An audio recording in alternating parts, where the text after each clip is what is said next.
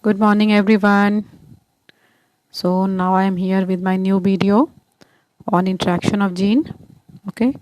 So in this we are I am going to discuss you about the incomplete dominance, codominance, multiple alleles, lethal gene, pleiotropic and polygenic inheritance. Everything that has been included in your NCERT syllabus. Okay. So first of all, what is interaction of gene? We have studied from the Mendel's experiment and the laws. We came to know that a single gene is responsible for single character. Clear? And the gene has two alternative forms which are called as the alleles. But sometimes one character is being controlled by more than one gene. Many genes they can affect the characters controlled by gene. So in that way, the Mendel's dihybrid ratio get modified. Even the monohybrid ratio also get modified because the alleles of the same gene they can also affect the character. So in that way, this is called interaction of gene, and that we have to discuss here. So as I told you that the gene has two alleles. So in that way, when the alleles of the same gene they interact and modify monohybrid ratio, then it is called as intragenic interaction, because the gene has these are the two alleles. These two alleles are of same gene. Okay, so in that way the interaction occurs between two alleles, so it is intragenic. Within the one gene has two alleles, so that's why within the gene, so that's why intragenic interaction. And its example is incomplete dominance, codominance, multiple alleles and lethal gene. But sometimes what happens that interaction occurs between two genes. Okay, so then it is called as intergenic interaction. So that I am not discussing in this video. Okay, so now the next topic is your incomplete dominance. So incomplete dominance is a type of intragenic interaction. एक gene के अंदर में जो दो allele है उसके बीच में interaction है, इसलिए क्या करेगा, मोनोहाइब्रिड रेशियो को ये मॉडिफाई करेगा. बिकॉज मोनोहाइब्रिड क्रॉस में हम लोग वन कैरेक्टर के बारे में स्टडी करते हैं. Clear? So here what happens, the name represent incomplete dominance. So unlike the Mendel's law of dominance, जहां हमने देखा है कि हेट्रोजाइगस कंडीशन में capital A small A heterozygous condition है, तो वहां पर क्या होता है कि वन ऑफ द एलील जो है this one is dominant and other is recessive. Clear? लेकिन यहाँ पर क्या है, इनकम्प्लीट डोमिनेंस का मतलब हुआ out of two allele, the two allele A and A, if we are considering, none of the allele is dominant and none of them behave as recessive. कोई भी ना डोमिनेंट है ना रिसेसिव है, लेकिन जब दोनों एक साथ प्रेजेंट होता है in heterozygous condition they give new type of phenotype, then it is called as incomplete dominance और ब्लेंडिंग. क्यों? Because new type of phenotype is produced, so it is also called as blending inheritance. Clear? So now the example of this is Mirabilis jalapa. Flower color of the Mirabilis jalapa, which is called evening primrose, and snapdragon, that is it is dog's flower. So in case of snapdragon also you find three different type of characters. When the red flower plant is crossed with the white flower plant, then the pink flower plant is produced, and same happens in case of Mirabilis jalapa also. So the incomplete dominance was first discussed by Correns. The name of scientist is Correns, who found that when a plant, Mirabilis plant bearing red flower is crossed with a white flower, then in the F1 generation he found the presence of a pink, red and white crossed, then he found pink color, and when this pink color plant was selfing was done, then in the F2 generation he got one red, two pink and one white. Clear? So in that way he just simplified that the phenotypic ratio and genotypic ratio, both of them just got modified. It became 1:2:1. Both of them were same, 1:2:1. So here what we find ki red flower. For red flower, we just take capital R and white small r, but they are not dominant and recessive. अगर वो dominant होता तो F1 generation में हमको यहाँ पर red मिलना चाहिए था, लेकिन यहाँ पर हेट्रोजाइगस कंडीशन है कैपिटल R स्मॉल r और वो प्रोड्यूस कर रहा है पिंक. ये फ्लावर कैसा हो रहा है, पिंक फ्लावर है. और जब हमने इसको सेल्फिंग किया है तो सेल्फिंग करने के बाद F2 जनरेशन में हमको 1:2:1 के रेशियो में हमको फेनोटाइपिक और जीनोटाइपिक दोनों ही कैरेक्टर आ रहा है. So in case of dominance phenotypic ratio is 3:1 और यहाँ पे हो गया 1:2:1. Clear. So this is the condition of incomplete dominance. Okay. So next, based on that one problem I have just given to you. So here what is given, that if a cross is done between a pink and the white flower, then what will be the effect? So we have to keep in mind that in case of Mirabilis and Snapdragon, if the flower is pink, then it will be a heterozygous. So that's why heterozygous will produce two type of gamete, 50% capital R, 50% with a small r. And the white flower, white में क्या होगा, white का genotype is small r, so it will have only r. Clear? So that's why the ratio phenotypic and genotypic, both of them will be 1:1. Done? So in that way, the example of incomplete dominance in animal is Andalusian fowl. Here also what happens, when a black chicken is crossed with a white chicken, then F1 generation will steel blue color chicken is produced, which is intermediate between these two, black and white. And when it is same type of blue colored chicken is just being crossed, then in the F2 generation we get ratio in 1:2:1. One black, two blue and one white. Okay. So in that way it is clear that incomplete dominance produces same phenotypic and genotypic ratio, that is 1:2:1. Okay. Now the next type of interaction is called as multiple alleles.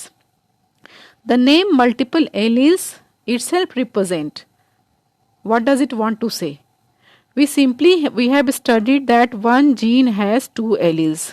That is, if we discuss A and A, so these two are A and small a and capital A, both of them are alleles of the same gene.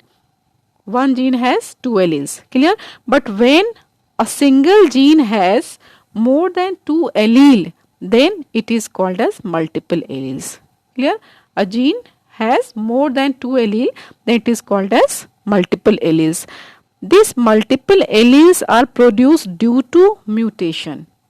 The cause of multiple alleles is mutation, and all the different alleles which are produced by mutation, they all occupy same locus on the chromosome. जितना भी allele हो, किसी भी gene का 3 हो, 4 हो, 5 हो, 10 हो, जितना भी एलील हो, लेकिन for controlling a character, only 2 allele will participate. That is a very important point. Clear? So in case of human being, just example of that multiple allele is human blood group ABO. उसके अलावा जो है coat करे in rabbit, then self incompatibility in case of plants, these and eye color in Drosophila, these are also the example of the multiple alleles. So first of all I am discussing it with the help of the human blood group. In case of human blood group, we know that the blood group, there are 4 different type of blood groups are present in case of human being. That is blood group A, AB, B and O. These are 4 different type of the blood groups, and blood group is decided by the presence of the antigen on the surface of RBC. Antigen is a glycoprotein and it is being controlled by a particular gene called as I gene. Clear? But this I gene has more than 2 alleles. It has 3 alleles. How many? It has 3 alleles. Clear? What are these? IA, IB and IO, या इसको हम लोग small I भी कहते हैं. Clear? May be represented either by IO or small I. Clear? Now what is the character among all the three alleles? IA and IB are equally dominant. Both of them are capable to express. When they are present together, both of them will express. Clear? But IA and IB, these behave as dominant in presence of IO. It means that IO is recessive to both IA and IB.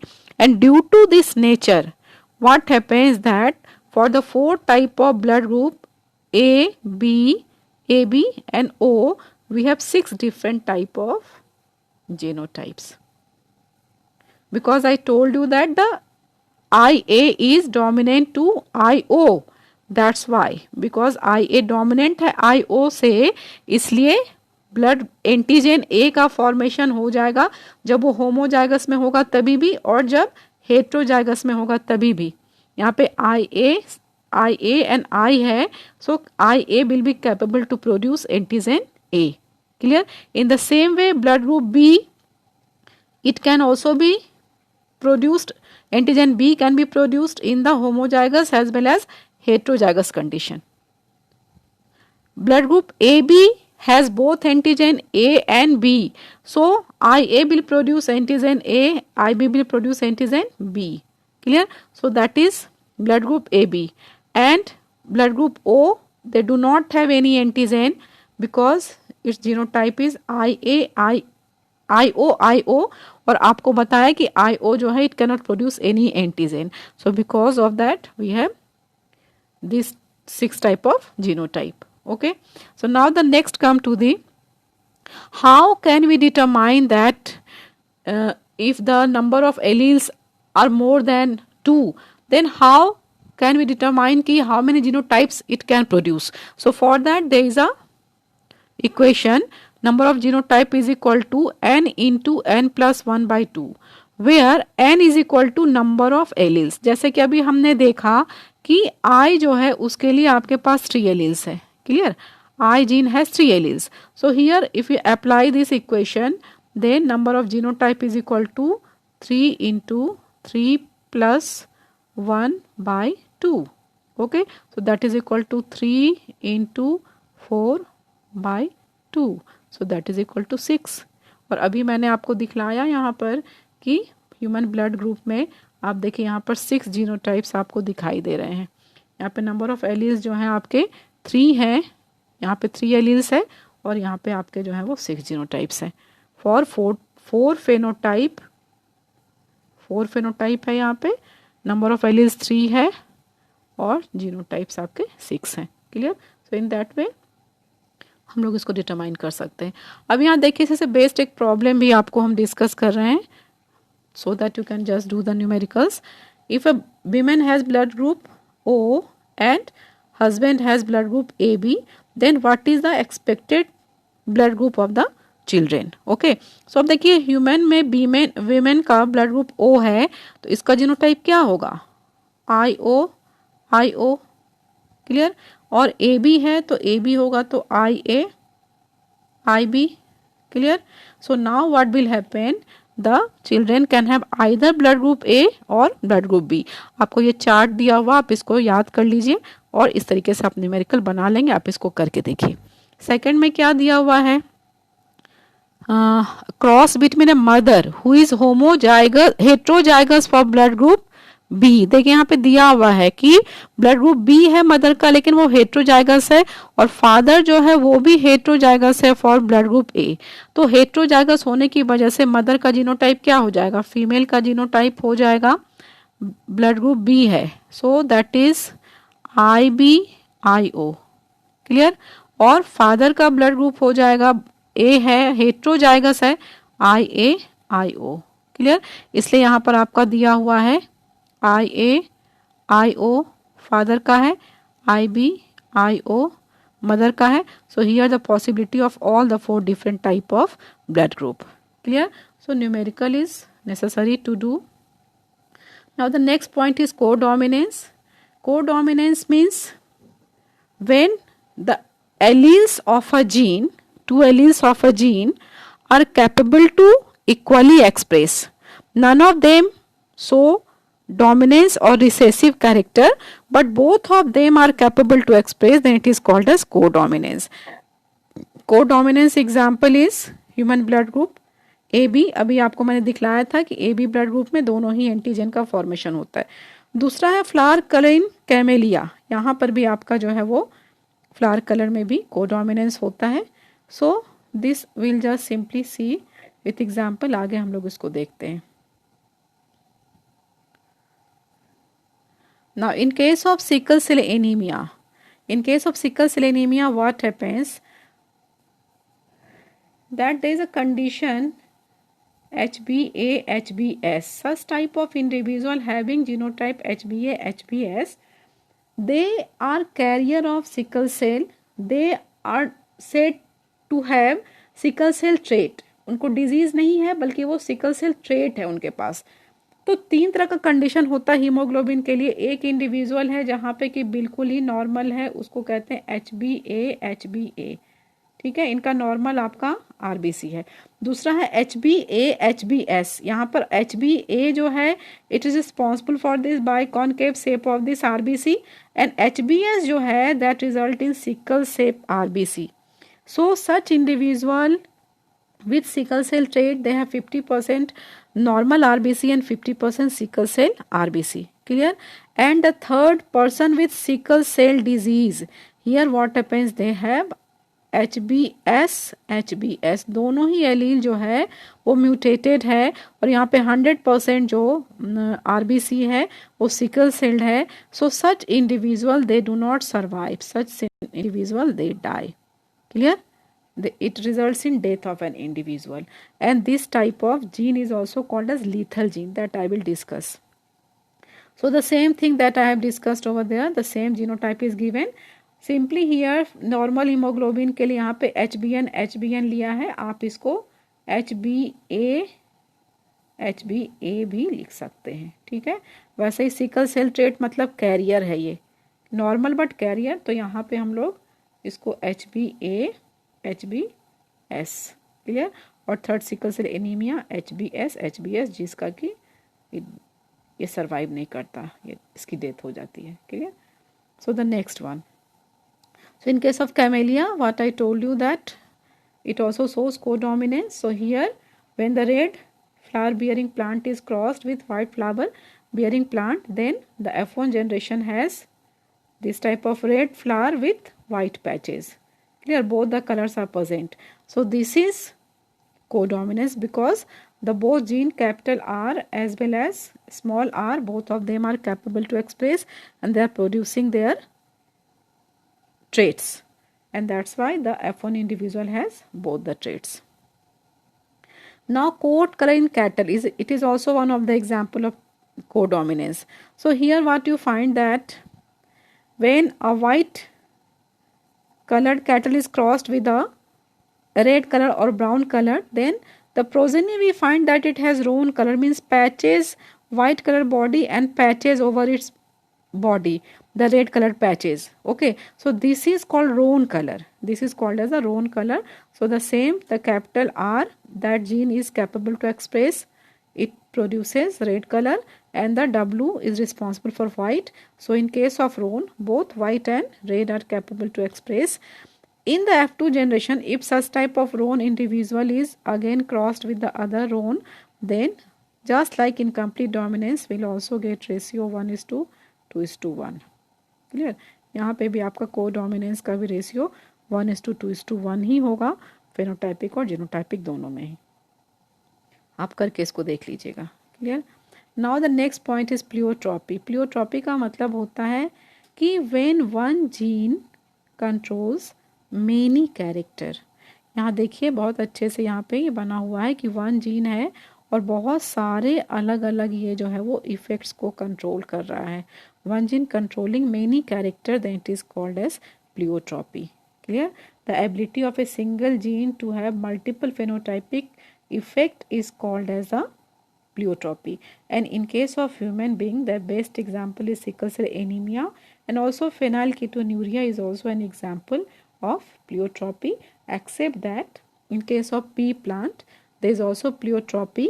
The same gene R, it controls the shape of the seed as well as starch grain formation. Clear? So that we will see the next. Yeah.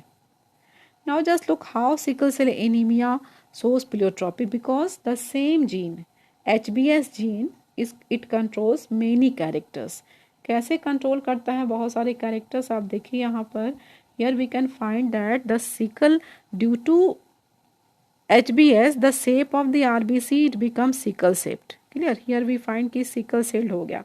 ये तो first हो गया. लेकिन अब sickle cell के होने की वजह से क्या होता है कि sir sickle RBC they result in clumping. ये क्लम्प कर जाते हैं, clumping of cell and clogging of a small blood vessel.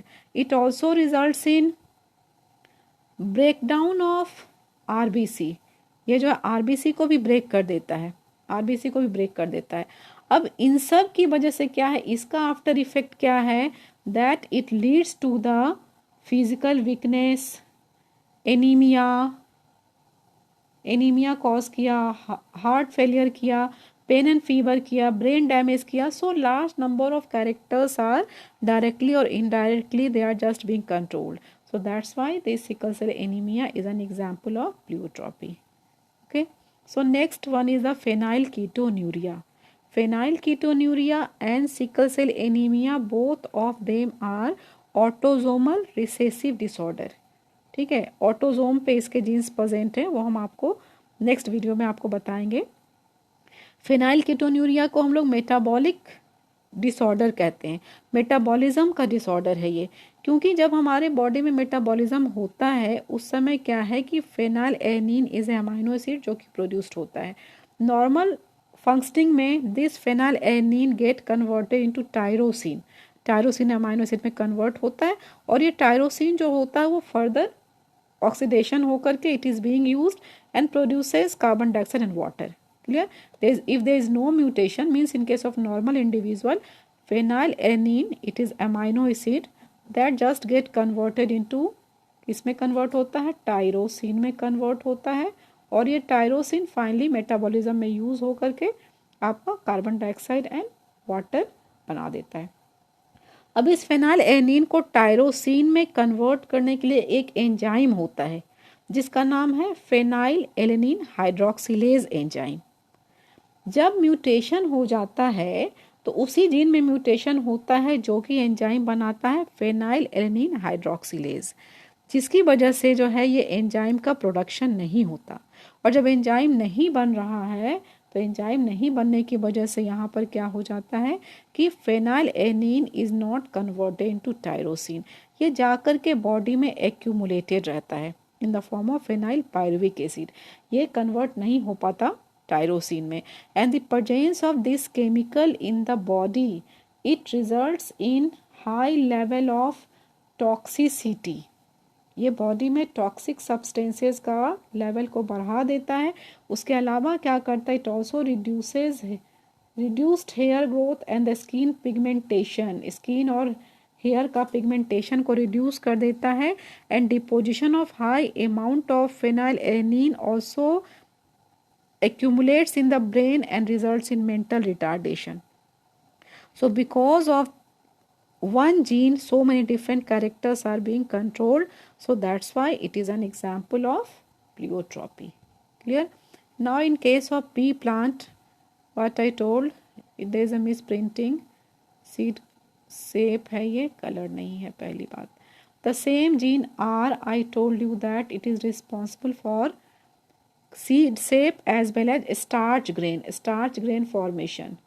starch grain जो होता है पी प्लांट में उसके लिए रिस्पॉन्सिबल है. क्लियर?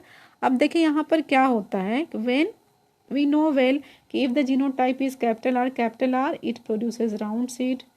यहाँ भी हेटेरोजाइगस कंडीशन में भी आपका राउंड बनाता है due to law of dominance, और रिसेसिव जब है होमोजाइगस रिसेसिव रिंकल्ड हो जाता है. क्लियर? लेकिन स्टार्च ग्रेन के बारे में देखें तो ये कैपिटल आर होमोजाइगस डोमिनेंट में लार्ज स्टार्च ग्रेन्स का फॉर्मेशन होता है. जब ये स्मॉल आर है होमोजाइगस रिसेसिव तो काफ़ी स्मॉल यहाँ पे आपके स्टार्च ग्रेन बनते हैं. और हेट्रोजाइगस जब है तो ये तुम्हारा बना रहा है intermediate type of starch grain. So this is seed के शेप के लिए तो डोमिनेंट रिसेसिव कैरेक्टर को फॉलो कर रहा है, लेकिन आप देखिए यहाँ पर आपका जब देख रहे हैं स्टार्च ग्रेन में तो ये आपका इनकम्प्लीट डोमिनेंस शो कर रहा है, क्योंकि लार्ज, स्मॉल और ये इंटरमीडिएट हो गया। क्लियर? उसी चीज़ को यहाँ क्रॉस से दिखलाया है, यहाँ पे आपका सिंबल में बी भी लिया हुआ, आप इसको कैपिटल आर लेके कर सकते हो, ठीक है, ताकि सो दैट आप एक ही जीन है जो कि आपका शेप के लिए भी है तो वहाँ आर ले रहे हैं तो यहाँ भी हम लोग आर ही लेंगे। तो यहाँ पे full starch grain means large starch grain crossed with the smaller starch grain, F1 generation will have heterozygous intermediate starch grain. Clear? And जब सेल्फिंग किया इसको तो नेक्स्ट जनरेशन में देखिए क्या आ रहा है, 25% आपका जो है large starch grain, homozygous capital B, ये heterozygous capital B small B, यहाँ पर आपका क्या है इंटरमीडिएट स्टार्च ग्रेन। क्लियर? और स्मॉल बी जो है 25% low starch grain. So that is what you find 1:2:1 ratio, that is incomplete dominance में। जबकि यहाँ पे अगर आप देखोगे सीड शेप के लिए तो यहाँ पे आपका 3:1 आएगा phenotypic ratio. Clear? So this is all about the pleiotropy in case of P. Now the lethal gene are such type of gene that result in death of an individual. अगर ये gene present होता है individual में तो individual का death हो जाता है।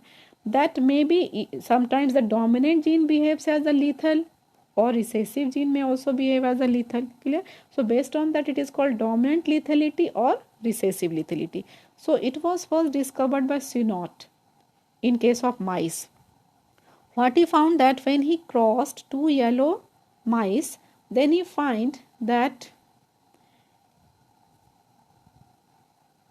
the ratio just got modified. Phenotypic ratio जो आना चाहिए 3:1 वो मॉडिफाई होकर के हो गया 2:1 हो गया। क्लियर? क्या हुआ, येलो माइस जो हैं heterozygous yellow mice capital Y small Y, so gametes are produced, then what he find कि आपका जो कैपिटल टी स्मॉल टी को करते हैं तो हमारा रेशियो क्या आ जाता है 1:2:1 आता है F2 जनरेशन में। वैसे ही यहाँ पर भी ये होमोजाइगस जो आपका देख रहे हो वाई वाई, ये जो येलो बना था वो डेड हो गया, जो हेट्रोजाइगस है वो सरवाइव किया जो 50% है, और 25% आपका येलो है वो भी सरवाइव किया। नॉन येलो मीन्स ग्रे जो था 25% वो सरवाइव किया, लेकिन जो होमोजाइगस येलो था दे मतलब died. So in that way ratio got modified to 2:1.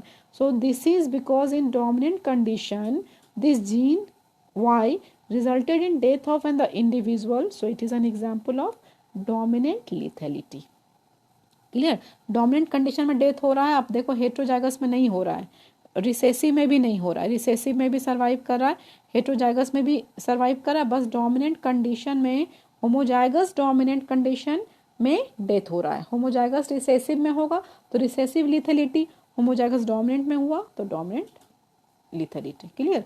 So next one is your recessive lethality का एग्जाम्पल आपका सिकल सेल एनीमिया है। यहाँ पर आपको देखिए दो individual with sickle cell trait HbA HbS when they are just being crossed, then what happens 25% individual has HbS. Clear? So this HbS in homozygous recessive condition they result in death of the individual। चूँकि recessive है ये HbA जो है means HbA allele जो है वो dominant होता है, HbS रिसेसिव है, तो यहाँ पे आपका HbS दोनों रिसेसिव आया और उसमें इंडिविजुअल का डेथ हो गया, तो ये हो गया रिसेसिव लिथेलिटी। 50% प्रोजेनी जो है they are heterozygous normal but carrier, and 25% HbA ये आपका नॉर्मल होता है। Clear? This is normal, homozygous normal. Clear? So in that way again the ratio is 2:1। So this is recessive lethality, sickle cell anemia. The next topic is a polygenic inheritance. अभी तक हम लोगों ने जो भी पढ़ा उसमें हमने देखा कि quality of gene जो है that was affecting the character it is called qualitative inheritance. Qualitative था, क्वालिटी, जीन का क्वालिटी जो है वो कैरेक्टर को कंट्रोल करा था। अभी हम पढ़ने जा रहे हैं पॉलीजेनिक इनहेरिटेंस, जिसको हम कहते हैं क्वांटिटेटिव। क्वांटिटेटिव इनहेरिटेंस है, क्वांटिटी कितना है डोमिनेंट एलील का, इस पर डिपेंड करता है कि कैसा फेनोटाइप होगा प्रोजेनी में। Clear? So simply the polygenic inheritance, polygenic inheritance means poly means many, genic means gene. When many gene control one character, many gene together control one character, then it is called as polygenic inheritance or quantitative inheritance. Quantity, जितना dominant allele होगा उतना enzyme बनेगा, हर dominant allele जो है that will add the effect on the phenotype. Clear? So it is called quantitative inheritance और polygenic inheritance. So it was for the first time, it was Carl Reuter who is called as the father of polygenic inheritance, and it was Nielsen Ehle who for the first time discussed the polygenic inheritance in kernel color in wheat. It is controlled by 2 pairs of genes. यहाँ पे 2 pairs of genes होता है जो कि control करता है colonel colour in wheat का। और डेवेनपोर्ट एंड डेवेनपोर्ट जो थे उन्होंने डिस्कस किया था skin colour in human being और बताया कि skin colour is being controlled by 3 pairs of genes. Clear? तो यहाँ देखिए आपका जो है 2 pair ऑफ जीन्स आपका दिखला रहा है कर्नल कलर के लिए, ये कर्नल कलर के 2 pairs ऑफ जीन्स है। Clear? So the next we are just discussing the skin colour of human being. It is controlled by 3 pair of genes. So that is, though individual, one is homozygous for all the 3 genes. Clear? Capital A, capital A, capital B, capital B, capital C, capital C. Such individual are very dark or negro. क्यों होता है ये ऐसा? Because जितना भी आपको पता है जितना डोमिनेंट एलील रहेगा उतना ज़्यादा मेलानिन पिगमेंट प्रोड्यूस्ड होगा, क्योंकि all 6 alleles are dominant over here, they are capable to produce the melanin, that's why their skin color is very dark. Clear?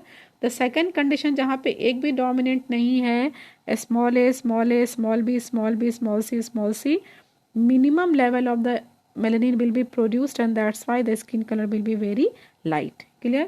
So gamete, यहाँ पे gamete में क्या है, जितना आपका यहाँ पे allele है white में उसका बिल्कुल हाफ हो जाएगा। So it has only A B C, यहाँ पर भी A B C.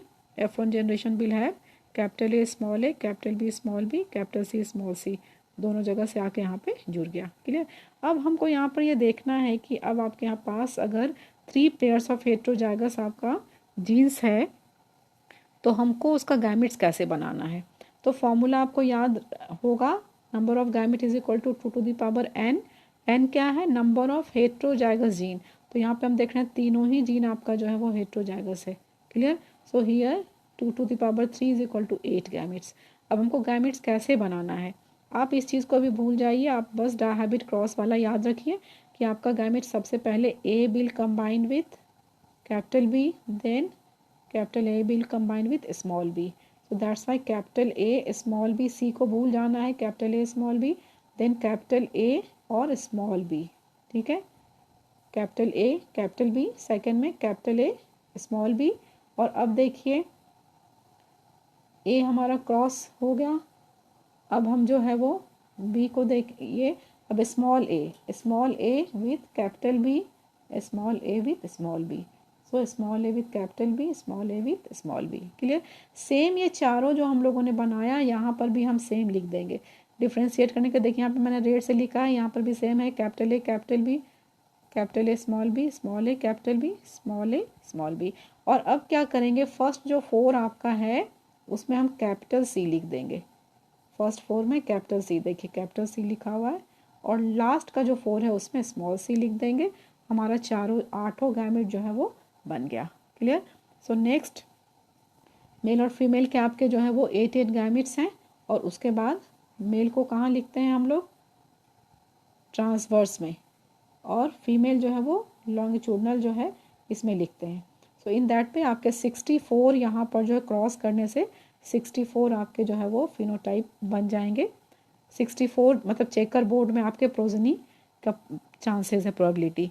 So that is, उसको जब आप देखोगे काउंट करोगे then you will get this type of result such type of individual that have all the 6 dominant allele कितना होगा 1 होगा, 5 डोमिनेंट है 6 होगा, 4 डोमिनेंट है 15 होगा, 3 डोमिनेंट है 20 होगा, 2 डोमिनेंट है 15 होगा, 1 डोमिनेंट है 6 होगा, 0 है सारे रिसेसिव हैं 1 होगा। क्लियर। तो वैसे इंडिविजुअल को जिनके पास 6 ऑल 6 एलील्स आर डोमिनेंट, उनका फेनोटाइप क्या होता है, वेरी डार्क और ब्लैक। जिनमें 5 होता है, कोई भी 5 डोमिनेंट हो सकता है, कौन सा है उससे फर्क नहीं पड़ता, कितने हैं, quantitative, each dominant allele will contribute specific amount of enzyme. So that's why this is the 5 dominant जो है that will produce dark color, 4 dominant is called fairly dark, 3 any three that is intermediate or mulatto, only 2 dominant it is called fairly light, 1 dominant light, and if none of them is dominant then it is called as white. Clear. So in that way the ratio is 1:6:15:20:15:6:1. Clear. So here what we find that the individual that has 3 dominant allele वो सबसे ज़्यादा आपका character है, 20 आता है। Clear. और उसके side में देखिए जितना 4 डोमिनेंट 15 प्रोड्यूस कर रहा है, 2 भी आपका 15 कर रहा है, 5 डोमिनेंट और 1 डोमिनेंट 6 प्रोड्यूस कर रहा है, और जहाँ पूरे 6 डोमिनेंट है, जहाँ सारे रिसेसिव हैं वो 1 दोनों ही जो पेरेंटल कैरेक्टर था जो एक्सट्रीम है वो बिल्कुल 1 है। सो that's Y when we just plot a graph, then a bell shaped graph is just simply being plotted. So this is the characteristic feature only of the polygenic inheritance, that we can get a bell shaped structure of the phenotype, and lot of variation in the character phenotypic features we can find in case of polygenic inheritance. Clear.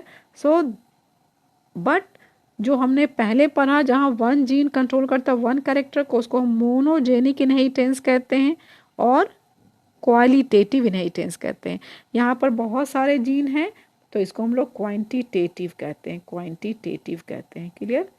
और यहाँ बहुत ज़्यादा variation होता है आपका phenotypes का, बहुत ज़्यादा वेरिएशन हो रहा है, देखिए कितना ज़्यादा वेरिएशन है। Clear. So this is all about your interaction of gene. Thank you. Bye.